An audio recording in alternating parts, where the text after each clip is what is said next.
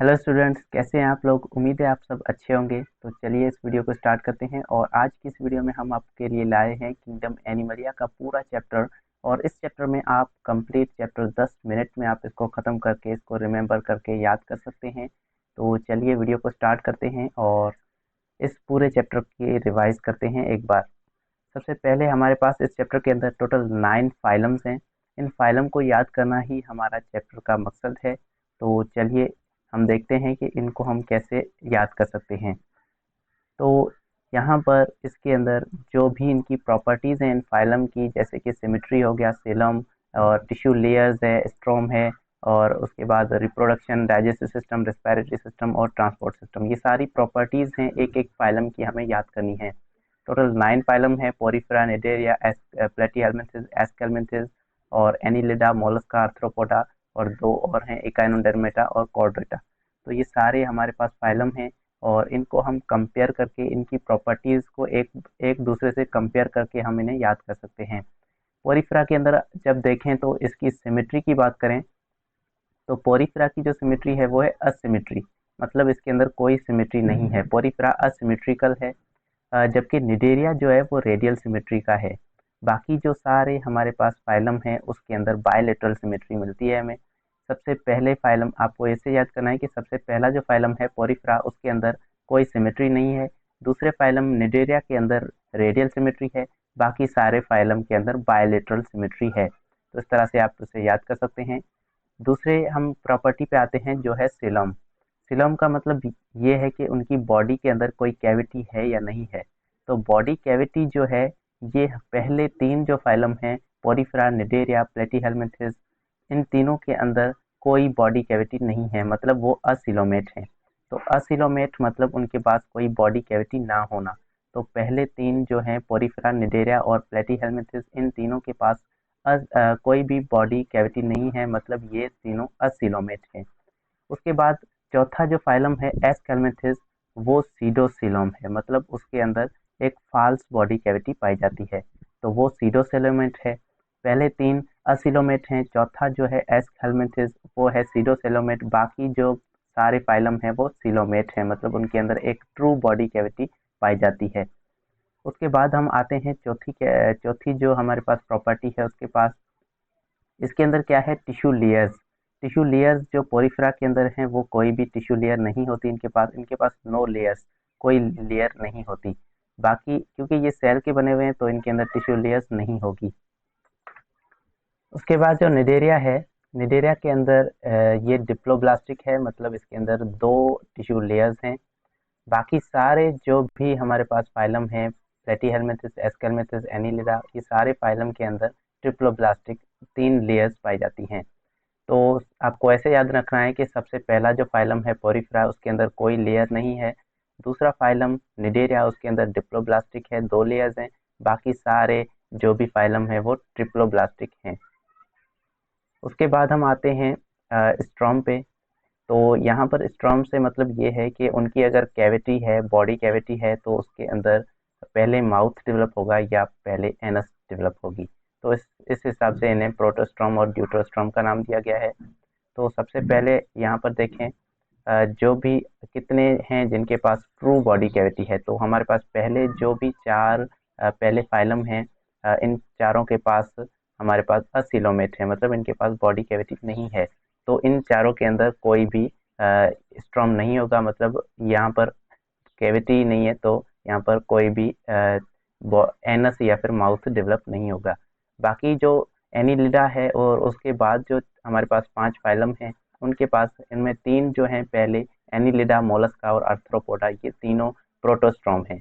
बाकी हमारे पास दो जो आते हैं वो दो ड्यूटरोस्ट्रॉम हैं। तो यहाँ पर देख सकते हैं कि ये दोनों जो हैं ये ड्यूटरोस्ट्रॉम हैं और बाकी सारे हमारे पास प्रोटोस्ट्रॉम हैं। तो यहाँ पर इकाइनोडर्मेटा बायलेटरल सिमेट्री है, ये हम पहले ही डिस्कस कर चुके हैं कि ये सारे बायलेटरल सिमेट्री, सीलोम और ट्रिप्लोब्लास्टिक सारे हैं। बाकी यहाँ पर इनके अंदर थोड़ा सा डिफरेंस आता है कि यहाँ पर ये जो है ड्यूटेरोस्ट्रॉम है और यहाँ पर ये तीनों प्रोटोस्ट्रॉम हैं, एनिलिडा, मोलस्का और आर्थ्रोपोडा, ये तीनों प्रोटोस्ट्रॉम हैं। बाकी पहले जो चार हैं इनके अंदर कोई भी स्ट्रॉम नहीं है। रिप्रोडक्शन की बात करें तो हमारे पास पहले जो तीन फाइलम हैं इनमें देख सकते हैं पोरिफेरा, निडेरिया और प्लेटीहेल्मिंथेस। ये तीनों फाइलम जो पहले हैं, इनके अंदर दोनों तरह की रिप्रोडक्शन है, सेक्सुअल रिप्रोडक्शन और असेक्सुअल, दोनों तरह की रिप्रोडक्शन तीनों के अंदर है। बाकी जो सारे हमारे पास फाइलम हैं, जो एस्केल्मेंथेस से लेकर कॉर्डेटा तक, सारे फाइलम के अंदर सेक्सुअल रिप्रोडक्शन पाई जाती है। तो इनके अंदर आप देख सकते हैं, इनके अंदर सेक्सुअल रिप्रोडक्शन है। और इकाइनोडर्मेटा के अंदर थोड़ी सी बात यह है कि इनकी जो फर्टिलाइजेशन है वो वाटर पे डिपेंडेंट है, इनकी वाटर फर्टिलाइजेशन होती है। बाकी इनकी रिप्रोडक्शन जो है वो सेक्सुअल रिप्रोडक्शन है। उसके बाद डाइजेशन की बात करें तो पोरिफेरा क्योंकि इसके अंदर टिश्यूज लेयर नहीं होती और ये सिर्फ उस सेल्स का बना हुआ है, तो इसके अंदर जो डाइजेशन है वो इंट्रासेल्यूलर है, बाकी सभी के अंदर एक्स्ट्रा सेल्यूलर होगी। तो इंट्रासेल्यूलर मतलब सेल्स के अंदर डाइजेशन होगी। और उसके बाद जो निडेरिया है और प्लेटीहेल्मिंथेस, ये दो ऐसे फाइलम हैं, इनके अंदर एक कैविटी होती है और उसके अंदर डाइजेशन होती है। तो इनके अंदर सिर्फ एक कैविटी होती है, कोई इनके अंदर डक्ट नहीं होती, मतलब एक रास्ता नहीं होता जहाँ से खाना गुजरेगा, सिर्फ कैविटी के अंदर खाना जाता है और वहाँ पर डाइजेस्ट होता है। तो इनके अंदर सिर्फ कैविटी होती है। उसके बाद एस्केल्मेंथेस के अंदर देखें तो इसके अंदर क्या होता है, इनके अंदर कंप्लीट सिस्टम है, डाइजेस्टिव सिस्टम है, जिसके अंदर ट्यूब्यूलर डक्ट आती है, मतलब एक पूरा रास्ता आता है ट्यूब की तरह। और एनिलिडा के अंदर भी यही सेम है, कंप्लीट है और ट्यूबुलर डक्ट है। और जबकि मोलस्का के अंदर ट्यूब्स तो नहीं होते, लेकिन इसके अंदर सिर्फ माउथ से एनस तक एक स्ट्रेट रास्ता होता है, सीधा एक रास्ता होता है माउथ से लेकर एनस तक। उसके बाद आर्थ्रोपोडा के अंदर कंप्लीट डाइजेस्टिव सिस्टम होता है और बाकी इकाइनोडर्मेटा के अंदर भी कंप्लीट डाइजेस्टिव सिस्टम है, लेकिन इसकी कुछ स्पीशीज के अंदर इनकम्प्लीट डाइजेस्टिव सिस्टम पाई जाती है। और कॉर्डेटा जैसे कि हम हैं, इनके अंदर कंप्लीट डाइजेस्टिव सिस्टम होता है।